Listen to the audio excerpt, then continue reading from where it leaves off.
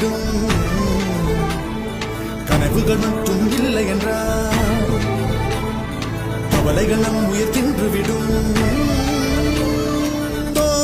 கருவில் இருந்தோம், கவலையின்றி கண்மூடி கிடந்தோம். தரையில் விழுந்தோம், விழுந்தவுடன் கண்